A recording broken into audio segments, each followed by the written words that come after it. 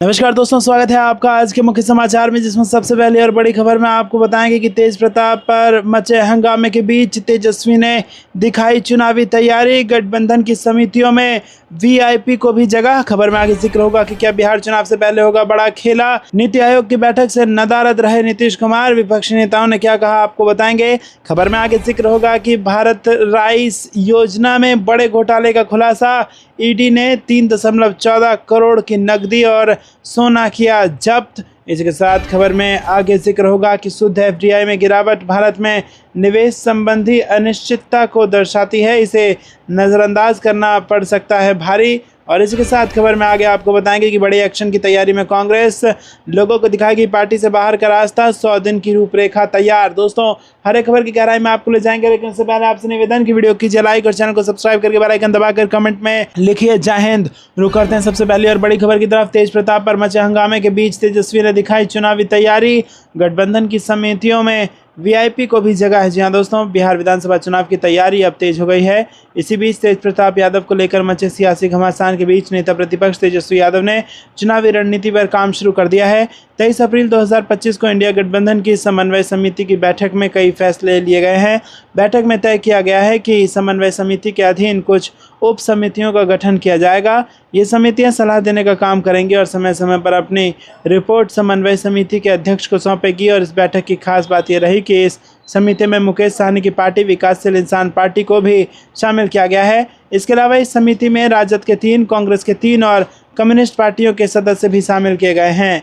रुक करते हैं अगली ब्रेकिंग न्यूज़ की तरफ। क्या बिहार चुनाव से पहले होगा बड़ा खेला। नीति आयोग की बैठक से नदारद रहे नीतीश कुमार। विपक्षी नेताओं ने क्या कहा, आपको बता दें कि दिल्ली में शनिवार को आयोजित नीति आयोग की 10वीं गवर्निंग काउंसिल की बैठक से कई विपक्षी पार्टियों के मुख्यमंत्रियों के अलावा एनडीए में शामिल नीतीश कुमार भी नदारद रहे।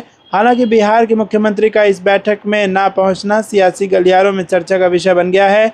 नीतीश कुमार के इस बैठक में शामिल ना होने पर चर्चाओं का बाजार इसलिए भी गर्म है क्योंकि बिहार में इसी साल विधानसभा चुनाव होने हैं। आगामी चुनावों के मद्देनज़र प्रधानमंत्री नरेंद्र मोदी का बिहार दौरा भी प्रस्तावित है। पीएम मोदी की अध्यक्षता में शनिवार को दिल्ली के भारत मंडपम में हाई लेवल बैठक का आयोजन किया गया और इस बैठक का मुख्य उद्देश्य विकसित भारत के लिए विकसित राज्य 2047 था और इसमें सभी राज्य के मुख्यमंत्रियों, उपराज्यपाल और केंद्रीय मंत्रियों को शामिल होना था। रुक करते हैं अगली ब्रेकिंग न्यूज़ तरफ। भारत राइस योजना में बड़े घोटाले का खुलासा। ईडी ने 3.14 करोड़ की नकदी को और सोना किया जब्त। जी हाँ दोस्तों, जालंधर स्थित प्रवर्तन निदेशालय की टीम ने 23 मई को हरियाणा और पंजाब के कई आवासीय और व्यापारिक परिसरों पर बड़ी छापेमारी की। यह कार्रवाई मनी लॉन्ड्रिंग की जांच के सिलसिले में की गई, जो भारत राइस योजना के तहत गरीबों को वितरित किए जाने वाले चावल में हुए धोखाधड़ी से जुड़ी हुई है। छापेमारी के दौरान ईडी ने 2.02 करोड़ रुपए, लगभग 1.12 करोड़ रुपए मूल्य का सोना, बुलियन, इलेक्ट्रॉनिक उपकरण, आपत्तिजनक दस्तावेज और अन्य रिकॉर्ड जब्त किए। यह मामला पंजाब पुलिस द्वारा भारतीय दंड संहिता की कई धाराओं के तहत दर्ज की एफआईआर पर आधारित है, जिसमें शिव शक्ति राइस मिल के मालिक गोपाल गोयल, जय जिनेंद्र राइस मिल, हरीश कुमार बंसल एवं अन्य के खिलाफ मामला दर्ज किया गया था। जांच में खुलासा हुआ है कि इन लोगों ने सरकार से गरीबों को कम कीमत पर चावल वितरित करने के लिए भारत राइस योजना के तहत चावल प्राप्त किया था। रुक करते हैं अगली ब्रेकिंग न्यूज़ की तरफ। शुद्ध एफडीआई में गिरावट भारत में निवेश संबंधी अनिश्चितता को दर्शाती है, इसे नज़रअंदाज करना पड़ सकता है भारी। जी हाँ दोस्तों, कांग्रेस पार्टी ने कहा कि भारत में शुद्ध प्रत्यक्ष विदेशी निवेश प्रवाह में गिरावट देश में निवेश संबंधी बड़ी अनिश्चितता को दर्शाती है और बड़ी संख्या में कंपनियां विदेश में निवेश करना पसंद कर रही हैं। कांग्रेस महासचिव जयराम रमेश ने सोशल मीडिया मंच एक्स पर एक पोस्ट में कहा कि हाल में जारी भारतीय रिजर्व बैंक के आंकड़ों से पता चलता है कि 2024-25 में भारत में शुद्ध एफडीआई प्रवाह अप्रत्याशित रूप से 96% घटकर मात्र 0.4 अरब अमेरिकी डॉलर रह गया है। रुक करते हैं अगली ब्रेकिंग न्यूज़ की तरफ। बड़े एक्शन की तैयारी में कांग्रेस लोगों को दिखाएगी पार्टी से बाहर का रास्ता। 100 दिन की रूपरेखा तैयार। जी हाँ दोस्तों, आपको बता दें कि नगर ग्रामीण कांग्रेस कमेटी गुटबाजों व लचर काम करने वालों को बाहर का रास्ता दिखाएगी। निष्ठावान और समर्पित को संगठन गठन में तरजीह मिलेगी और शनिवार को प्रदेश कांग्रेस कमेटी की ओर से नियुक्त समन्वयक दिनेश सिंह व विजय मिश्रा की मौजूदगी में रणनीति बनाई गई। 100 दिन की रूपरेखा पर चर्चा हुई। गाँव नगर पालिका से पंचायतों तक बदलाव का संकल्प लिया गया। नगर ग्रामीण जिलाध्यक्ष संदीप शुक्ला ने तिलक हॉल में बैठक में समन्वयकों के सामने कार्यकर्ताओं से संगठन के सृजन में जुट जाने का आह्वान किया। कहा कि जो नेता कार्यक्रमों धरना प्रदर्शनों में भाग नहीं लेंगे उन्हें दायित्व से मुक्त किया जाएगा। रुक करते हैं अगली ब्रेकिंग न्यूज़ की तरफ। ममता बनर्जी ने पीएम मोदी से बनाई दूरी, नीति आयोग की बैठक में नहीं पहुंची। जी हाँ दोस्तों, यहाँ पर पश्चिम बंगाल की मुख्यमंत्री ममता बनर्जी शनिवार को नई दिल्ली में आयोजित नीति आयोग की शासी परिषद की बैठक में शामिल नहीं हुई। राज्य सचिवालय के सूत्रों के हवाले से एक खबर सामने आई है। सूत्रों ने बताया कि बनर्जी की अनुपस्थिति का कारण अभी तक स्पष्ट नहीं है। प्रधानमंत्री नरेंद्र मोदी ने बैठक को संबोधित करते हुए कहा कि वैश्विक निवेशकों की भारत में रुचि है और राज्यों को नीतिगत बाधाओं को दूर करके निवेश आकर्षित करने के लिए इस अवसर का उपयोग करना चाहिए। उन्होंने इस बात पर जोर दिया कि यदि केंद्र सरकार और राज्य मिलकर टीम इंडिया की तरह काम करे तो कोई भी लक्ष्य असंभव नहीं है। ऑपरेशन सिंदूर के बाद ये प्रधानमंत्री और मुख्यमंत्रियों के बीच पहली बातचीत थी। शनिवार शाम तक इस बात की कोई आधिकारिक पुष्टि नहीं हुई थी कि बैठक में पश्चिम बंगाल सरकार का प्रतिनिधित्व था या नहीं। पश्चिम बंगाल में सत्तारूढ़ तृणमूल कांग्रेस के प्रवक्ता कुणाल घोष ने बैठक में राज्य की भागीदारी पर टिप्पणी करने से इनकार कर दिया। रुक करते हैं अगली ब्रेकिंग न्यूज़ की तरफ। फतेहपुर में यमुना किनारे खुलेआम बालू माफिया का आतंक, अखिलेश यादव ने भाजपा सरकार को घेरा। जी हाँ दोस्तों, उत्तर प्रदेश में अवैध खनन को लेकर राजनीति फिर गर्मा गई है। समाजवादी पार्टी के अध्यक्ष और पूर्व मुख्यमंत्री अखिलेश यादव ने फतेहपुर जिले की यमुना नदी में हो रहे अवैध बालू खनन को लेकर भाजपा सरकार पर तीखा हमला बोला है। एक्स पर एक वीडियो साझा करते हुए अखिलेश यादव ने लिखा कि यह है उत्तर प्रदेश। भाजपा के अवैध खनन के भ्रष्टाचार को देखने के लिए ना तो दिल्ली का ड्रोन यहां तक पहुंच पाता है, ना लखनऊ का कोई सीसीटीवी। भाजपा राज्य में हो रहे अवैध कांड, सरेआम सांठगांठ व मिलीभगत से हो रहे हैं सारे काम। रुक करते हैं अगली ब्रेकिंग न्यूज़ की तरफ। राजू सिंह ने कहा सीएम नीतीश से करेंगे चर्चा, गुजरात की तर्ज पर रियायत देने की कही बात। बीजेपी के मंत्री बोले शराबबंदी से बिहार में आर्थिक नुकसान। जी हाँ दोस्तों, आपको बता दें कि यहाँ पर बिहार के पर्यटन मंत्री राजू सिंह ने शराबबंदी नीति पर रियायत देने की बात कही है। पटना के होटल में रविवार को पीसी के दौरान उन्होंने माना कि शराबबंदी से होटल और फिल्म उद्योग प्रभावित हो रहे हैं। रुक करते हैं ब्रेकिंग न्यूज़ तरफ। लालू यादव ने बड़े बेटे तेज प्रताप को पार्टी और परिवार से किया बेदखल, चुनावी साल में बड़ी उथल पुथल। जी दोस्तों, बिहार में इस साल विधानसभा चुनाव है और विधानसभा चुनाव से पहले आरजेडी सुप्रीमो लालू यादव ने अपने बड़े बेटे तेज प्रताप यादव के खिलाफ बड़ा एक्शन लिया। रविवार को राजद सुप्रीमो ने सोशल मीडिया प्लेटफॉर्म एक्स पर पोस्ट कर बताया कि तेज प्रताप यादव को पार्टी से 6 साल के लिए निष्कासित कर दिया गया है। उन्होंने एक्स पर लिखा कि निजी जीवन में नैतिक मूल्यों की अवहेलना करना हमारे सामाजिक न्याय के लिए सामूहिक संघर्ष को कमज़ोर करता है। ज्येष्ठ पुत्र की गतिविधि, लोक आचरण तथा गैर जिम्मेदाराना व्यवहार हमारे पारिवारिक मूल्यों और संस्कारों के अनुरूप नहीं है। वहीं राजद सुप्रीमो ने आगे लिखा कि उपरोक्त परिस्थितियों के चलते उसे पार्टी और परिवार से दूर करता हूं। अब से पार्टी और परिवार में उसकी किसी भी प्रकार की कोई भूमिका नहीं रहेगी। उसे पार्टी से 6 साल के लिए निष्कासित किया जाता है।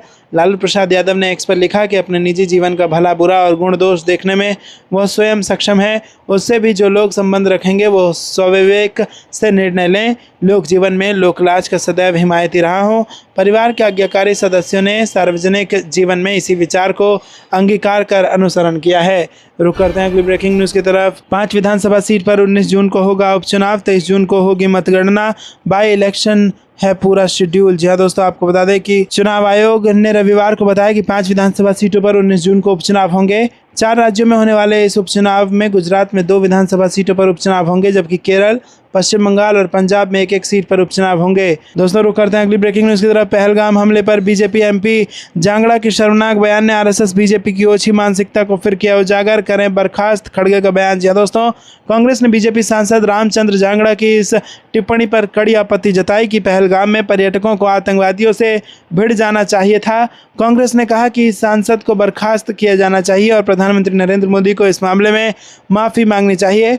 विपक्षी दल ने कहा कि प्रधानमंत्री और बीजेपी नेतृत्व की चुप्पी को जांगड़ा के बयान की मौन स्वीकृति के तौर पर देखा जाना चाहिए। रुक करते हैं अगली ब्रेकिंग न्यूज़ की तरफ। पाकिस्तान में बैठा कोई व्यक्ति ये नहीं सोच सकेगा कि भारतीयों की हत्या करके बच जाएगा। शशि थरूर बोले, एक संदेश भेज रहे, आपने शुरू किया, हमने जवाब दिया। जी हाँ दोस्तों, आपको बता दें कि कांग्रेस नेता व सांसद शशि थरूर ने कहा कि पहलगाम हमले के बाद अब एक नया मानदंड बनने जा रहा है कि पाकिस्तान में बैठे किसी भी व्यक्ति को ये मानने की इजाज़त नहीं दी जाएगी कि वो सीमा पार करके भारतीय नागरिकों की हत्या करेगा और उसे कोई दंड नहीं मिलेगा। थरूर ने कहा कि ऐसा करने वालों को इसकी कीमत चुकानी होगी। आतंकवाद के खिलाफ भारत के संकल्प को व्यक्त करने तथा आतंकवाद के साथ पाकिस्तान के संबंधों को रेखांकित करने के लिए थरूर के नेतृत्व में भारतीय सांसदों का एक प्रतिनिधिमंडल गुयाना, पनामा, कोलंबिया, ब्राज़ील और अमेरिका की यात्रा पर है। थरूर ने शनिवार को यहां भारतीय अमेरिकी समुदाय के प्रमुख सदस्यों और प्रमुख मीडिया संस्थाओं एवं थिंक टैंक के लोगों के एक चुनिंदा समूह से कहा कि पाकिस्तान के लिए भारत का संदेश स्पष्ट है, हम कुछ भी शुरू नहीं करना चाहते थे। उन्होंने कहा कि हम आतंकवादियों को केवल एक संदेश भेज रहे थे, आपने शुरू किया, हमने जवाब दिया, यदि आप रुकेंगे तो हम रुकेंगे, और वो रुक गए। आपको क्या कुछ लगता है दोस्तों, कमेंट में जरूर बताइए। वीडियो को लाइक नहीं किया तो लाइक जरूर कीजिएगा। रुक करते हैं अगली ब्रेकिंग न्यूज़ की तरफ। निशिकांत दुबे की पोस्ट पर सुप्रिया सुनेत का वार, जनता को बेवकूफ़ नहीं बनाया जा सकता। जी हाँ दोस्तों, आपको बता दें कि कांग्रेस ने भाजपा सांसद निशिकांत दुबे के सोशल मीडिया पोस्ट पर तीखा पलटवार किया है, जिसमें उन्होंने लोकसभा में नेता प्रतिपक्ष राहुल गांधी को नसीहत देने की कोशिश की थी। कांग्रेस नेता सुप्रिया सुनेत ने दुबे पर उनकी अज्ञानता उजागर करने का आरोप लगाया। मीडिया एजेंसी IANS से बातचीत में सुप्रिया सुनेत ने कहा कि भाजपा सांसद के ज्ञान को ठीक करने के लिए बता दूं कि राजीव गांधी ने 6 मार्च 1991 को चंद्रशेखर सरकार से समर्थन वापस ले लिया था। जिस समझौते का वो जिक्र कर रहे हैं वो अप्रैल 1991 में हुआ था और वो शांति काल के लिए था। इसका मकसद भारत और पाकिस्तान के बीच सैन्य गतिविधियों को लेकर गलतफहमी से बचना था। भाजपा ये मान रही है कि विदेश मंत्री एस जयशंकर ने भारत पाकिस्तान तनाव के बीच पाकिस्तान को जानकारी दी, जैसा राहुल गांधी ने कहा, जो सही है। रुक करते हैं अगली ब्रेकिंग न्यूज़ की तरफ। बिहार विधानसभा चुनाव के लिए पहले बीजेपी को बड़ा झटका, इस नेता को कोर्ट से नहीं मिली राहत, 4 दिन बाद 27 मई को हो सकती है सजा। जी हाँ दोस्तों, आपको बता दें कि दरभंगा जिला और अपर सत्र न्यायालय सुमन कुमार दिवाकर की अदालत ने भाजपा विधायक मिश्री लाल यादव और सह आरोपी सुरेश यादव को कोर्ट से कोई राहत नहीं दी है। भादवी की धारा 506 और 323 के तहत दोषी पाए गए दोनों आरोपियों को कोर्ट ने 27 मई को सजा सुनाने की तिथि निर्धारित की है। बुधवार को ही सुनवाई और बहस के बाद दरभंगा मंडल कारा से लाए गए दोनों आरोपितों को सीधे जेल भेज दिया गया। भाजपा विधायक मिश्री लाल यादव और सह आरोपी सुरेश यादव पर शिकायतकर्ता उमेश मिश्र समेला के रहने वाले उमेश मिश्र ने गंभीर हमला और लूटपाट का आरोप लगाया है। रुक करते हैं अगली ब्रेकिंग न्यूज़ की तरफ। सट्टेबाजी ऐप को लेकर सुप्रीम कोर्ट चिंतित, कहा IPL के नाम पर लोग सट्टा लगा रहे हैं, जुआ खेल रहे हैं। जी हाँ दोस्तों, सुप्रीम कोर्ट ने शुक्रवार को कहा कि लोग इंडियन प्रीमियर लीग की आड़ में सट्टा लगा रहे हैं और जुआ खेल रहे हैं। न्यायालय ने सट्टाबाजी से जुड़े ऑनलाइन ऐप के नियमन के लिए दायर जनहित याचिका पर केंद्र सरकार से जवाब मांगा। जस्टिस सूर्यकांत और N कोटेश्वर सिंह की पीठ ने KA पाल द्वारा दायर याचिका पर केंद्र को नोटिस जारी किया, जिसमें दावा किया गया है कि ऑनलाइन सट्टेबाजी और जुआ ऐप का उपयोग करने के बाद कई बच्चों ने आत्महत्या कर ली है। याचिकाकर्ता ने आरोप लगाया कि कई प्रभावशाली लोग, अभिनेता और क्रिकेटर इस तरह के ऑनलाइन ऐप को बढ़ावा दे रहे हैं और इस प्रक्रिया में बच्चों को लुभा रहे हैं। सिगरेट के मामले में पैकेट पर धूम्रपान के दुष्प्रभावों को दर्शाने वाली तस्वीरें हैं, लेकिन सट्टाबाजी ऐप के मामले में ऐसी कोई चेतावनी नहीं दी गई है। यहां तक कि भारतीय टीम के पूर्व क्रिकेटरों ने भी इस समय चल रहे IPL के दौरान इस तरह के ऐप का प्रचार किया है। इस पर पीठ ने कहा कि IPL के नाम पर बहुत से लोग सट्टा लगा रहे हैं और जुआ खेल रहे हैं, ये एक गंभीर मुद्दा है। पाल ने कहा कि वो लाखों माता पिता का प्रतिनिधित्व कर रहे हैं जिनके बच्चे पिछले कुछ वर्षों में आत्महत्या कर चुके हैं। रुक करते हैं अगली ब्रेकिंग न्यूज़ की तरफ। पूछ की ज़मीनी हकीकत देख बच्चों से बोले राहुल गांधी, डरो मत, सब ठीक हो जाएगा। जी हाँ दोस्तों, आपको बता दें कि संसद में विपक्ष के नेता एवं कांग्रेस सांसद राहुल गांधी ने शनिवार को जम्मू कश्मीर का दौरा किया। वो पूछ और श्रीनगर में पाकिस्तानी गोलीबारी में घायलों और पीड़ित परिवारों से मिले। पूछ में राहुल गांधी ने एक स्कूल का दौरा किया और पाकिस्तान की सीमा पार से हो रही गोलीबारी से प्रभावित छात्रों से बातचीत की। उन्होंने कहा कि आपने थोड़ा खतरा और थोड़ी भयावह स्थिति देखी है, लेकिन चिंता न करें, सब कुछ सामान्य हो जाएगा। इस समस्या से निपटने का आपका तरीका ये होना चाहिए कि आप खूब पढ़ाई करें और खूब खेलें और स्कूल में ढेर सारे दोस्त बनाएं। राहुल यहाँ एक स्कूली छात्र से मुलाकात उन्होंने की जिसने अपने 2 साथियों 12 वर्षीय जुड़वा बच्चों जैन अली और उर्वा फातिमा को पाकिस्तानी गोलीबारी में खो दिया था। हालांकि स्कूल 7 से 10 मई के बीच हुई गोलीबारी से बच गया था, लेकिन इसमें 28 लोग मारे गए थे। रुक करते हैं अगली ब्रेकिंग न्यूज़ की तरफ। राज्य सरकार के सारे दावे खोखले, जनता बेहाल, अशोक गहलोत ने बीजेपी पर साधा निशाना। जी हाँ दोस्तों, कांग्रेस के वरिष्ठ नेता और राजस्थान के पूर्व उप मुख्यमंत्री अशोक गहलोत ने राज्य सरकार की तरफ से निवेश के दावे किए जाने को शनिवार को खोखला बताया। उन्होंने पत्रकारों से बातचीत में कहा कि मुख्यमंत्री जी ये सब अपने मन से नहीं कह रहे हैं, बल्कि उनसे कहलवाया जा रहा है। वो जो कुछ भी बोल रहे हैं उसकी सच्चाई से कोई लेना देना नहीं है। उन्होंने प्रदेश में लोगों को हो रही पेयजल समस्या का भी जिक्र किया। गहलोत ने कहा कि प्रदेश में लोगों को समस्याओं का सामना करना पड़ रहा है, लेकिन सरकार का दोहरा पैमाना देखिए कि एक तरफ जहां ये लोग सार्वजनिक मंचों पर बड़े बड़े दावे कर रहे हैं तो वहीं दूसरी तरफ आम जनता को किस तरह की परेशानियों का सामना करना पड़ रहा है। आखिर इसका जिम्मेदार कौन है। उन्होंने मनरेगा श्रमिकों पर कहा कि मौजूदा समय में उन्हें कई तरह की समस्याओं का सामना करना पड़ रहा है, लेकिन प्रशासन की तरफ से कोई ध्यान नहीं दिया जा रहा है। प्रशासन को चाहिए कि श्रमिकों से 1 घंटा कम काम कराया जाए। रुक करते हैं अगली ब्रेकिंग न्यूज़ की तरफ। बिहार चुनाव, आरजेडी मनोज झा का नीतीश कुमार पर हमला, कहा प्रदेश में ऑटो पायलट और ना ही पायलट मोड में सरकार। जी हाँ दोस्तों, आपको बता दें कि दिल्ली के प्रगति मैदान स्थित भारत मंडपम में शनिवार को प्रधानमंत्री नरेंद्र मोदी की अध्यक्षता में नीति आयोग की 10वीं गवर्निंग काउंसिल की बैठक हो रही है। इस पर आरजेडी सांसद मनोज झा ने अपनी बातें रखी। मनोज झा ने कहा कि नीति आयोग की बैठक काफ़ी महत्वपूर्ण होती है और इसकी अध्यक्षता पीएम करते हैं। सभी राज्यों के मुख्यमंत्री बैठक में हिस्सा लेते हैं और ऐसी बातें सामने आई हैं कि नीतीश कुमार बैठक में ही नहीं गए, और अगर ये सच है तो मैं इसे दुर्भाग्यपूर्ण मानता हूं। उन्होंने कहा कि बिहार विधानसभा में नेता प्रतिपक्ष तेजस्वी यादव बार बार कह रहे हैं कि बिहार ऑटो पायलट मोड पर भी नहीं है। इसका मतलब सरकार ना ऑटो पायलट मोड में है और ना ही पायलट मोड में है। आप अंदाज़ा लगा सकते हैं कि ऐसी सरकार फ्लाइट टर्बुलेंस को कैसे हैंडल करेगी। बिहार में लगातार हत्या और लूट की घटनाएं हो रही हैं। बिहार की स्थिति काफ़ी ख़राब है और ऐसे में मैं नीति आयोग की बैठक में उनके नहीं जाने का दुर्भाग्यपूर्ण मानता हूं। देखना होगा कि उनकी जगह पर इस बैठक में बिहार का कौन प्रतिनिधि होता है। रुक करते हैं अगली ब्रेकिंग न्यूज़ की तरफ। बहरीन चले ओवैसी, पाकिस्तान के चेहरे से उतारेंगे मुखौटा, बोले आतंकियों की सरपरस्ती करता है पाकिस्तान, सबको बताएंगे। जी हाँ दोस्तों, दुनिया भर में पाकिस्तान के चेहरे से शराफत का मुखौटा उतारने के लिए भारतीय नेताओं का डेलीगेशन अपने गंतव्य की ओर प्रस्थान कर रहे हैं। ये नेता बताएंगे कि कैसे पाकिस्तान आतंकवादियों को पनाह देता है और भारत के खिलाफ उन्हें तैयार करता है। भारत ने 59 सांसदों का 7 प्रतिनिधिमंडल बनाया है और ये डेलीगेशन 33 देशों में जाकर पहलगाम हमले और उसके बाद हुई कार्रवाई के बारे में इन देशों में भारत की बात रखेंगे। डेलीगेशन में शामिल सभी नेता अलग अलग राजनीतिक दल के हैं। बीजेपी सांसद बैजयंत जय पांडा के नेतृत्व में सांसदों का एक डेलीगेशन बहरीन के लिए रवाना हुआ है और इस डेलीगेशन में AIMIM सांसद असदुद्दीन ओवैसी भी शामिल हैं। रुक करते हैं अगली ब्रेकिंग न्यूज़ की तरफ। सोनिया गांधी और राहुल गांधी को ईडी के निशाने पर लाया गया, अशोक गहलोत ने किया बड़ा दावा। जी हाँ दोस्तों, राजस्थान के पूर्व मुख्यमंत्री और वरिष्ठ कांग्रेस नेता अशोक गहलोत ने एक बार फिर से केंद्र की भारतीय जनता पार्टी सरकार और प्रवर्तन निदेशालय पर तीखा हमला बोला। उन्होंने आरोप लगाया कि बीजेपी राजनीतिक द्वेष के तहत कांग्रेस के शीर्ष नेताओं राहुल गांधी और सोनिया गांधी को निशाना बना रही है। अशोक गहलोत ने यहां पर कहा कि राहुल गांधी और सोनिया गांधी पर जानबूझकर ईडी का केस दर्ज किया गया, जिसका कोई मतलब नहीं है। जिस नेशनल हेराल्ड अखबार को कांग्रेस ने 90 साल पहले शुरू किया था, उसे फिर से शुरू करने की कोशिश की जा रही है, लेकिन बीजेपी को इससे परेशानी है क्योंकि यह अखबार धर्मनिरपेक्षता और सर्वधर्म समभाव की बात करता है।